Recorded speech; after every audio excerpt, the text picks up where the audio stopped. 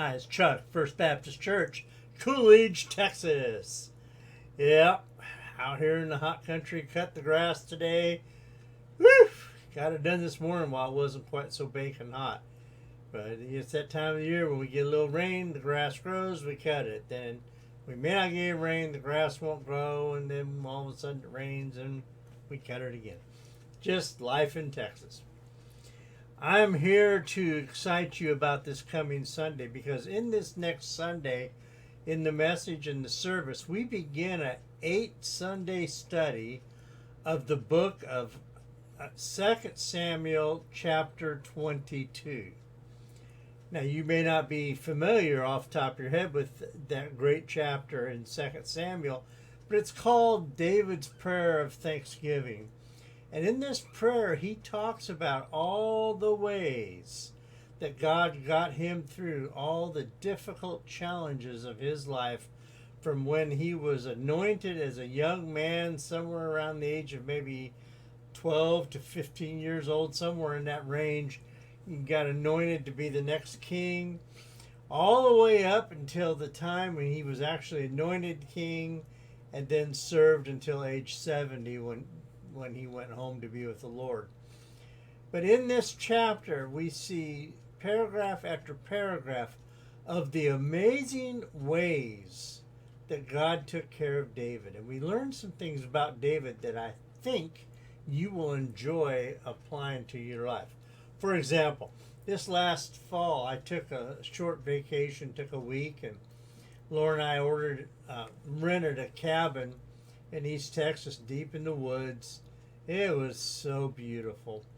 But I learned something I had never heard about before. Many of you probably deal with this all the time. I had just never heard of it.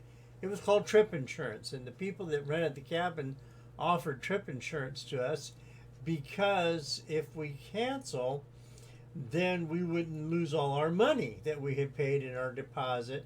And you had to have it paid in full well before you got there. And if you canceled at the last minute, you lost most of that money.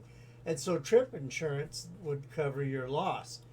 We looked at that and we looked at how expensive that is. And we made a decision not to purchase the insurance. And it was fine. Trip went off without a hitch and we didn't lose a dime. We had a great time. But I got to thinking about that because it was during that time I was working on the messages for this year. And I got to thinking about, is there any such thing as trip insurance for the Christian life, for the journey of faith? Instead of trip insurance, it might be better called trip assurance. And so I got to thinking about that and looking through the Bible prayerfully. I came to this wonderful chapter, and I noticed that there was 8 wonderful messages on how to do things in this life in God's way.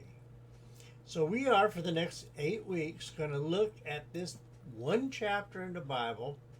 It is long, but we're going to look at it paragraph by paragraph to understand what it is that we can incorporate into our lives, our journeys of faith, that can bring the assurance of success. Because, we're facing difficult times right now, aren't we? David faced difficult times. Other people in the Bible faced difficult times. Jesus, he warned us that there would be trials and difficulties in this life. And he said, don't worry about it. I'll be with you. And I've overcome the world. And so looking at the combination of these verses in this chapter, I want to take time to pull out the things that David incorporated into his life. And we know not perfectly. David was far from a perfect person. Far, far from a perfect person.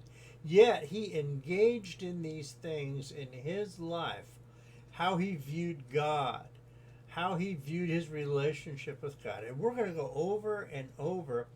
And in the passage for this Sunday, we're going to see how God responded when David called on his God.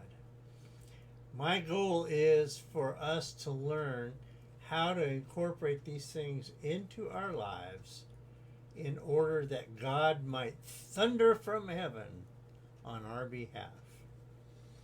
I would love for us to experience that. So come and be with us this next Sunday, whether you're in person or joining us online. Either way, be with us as we learn how we need to call on our God. That's what we're looking at this next Sunday.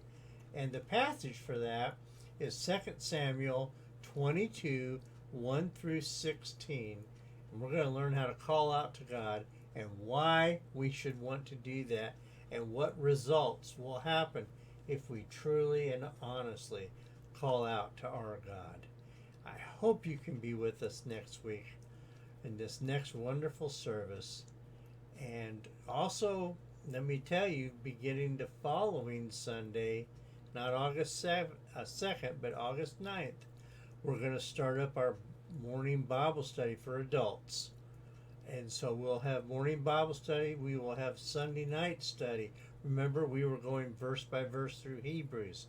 We have 3 sessions to finish that up. And we will, that first night back on the 9th, discuss what it is we want to study afterwards. You know, I let you guys pick that study. We'll not be having food on Sunday nights for a while. We're going to wait on this. And then this Wednesday night, August 5th, we will have our prayer and Bible study time. And we're going to start over the brand new study we started last, I guess it was February or March. We started the session called Whisper. And we're going to learn how to hear the voice of God in our lives today. So that's all coming around the corner. And I'll keep you in the loop and let you know what's happening. We're watching the COVID numbers with careful interest, and we see a tabling off or a slight decline in the numbers in our area. We're hoping that will continue and we can re-engage with all the services our church wishes to have to help you to have growth in your spiritual journey. So look forward to seeing you Sunday. Thank you for your time.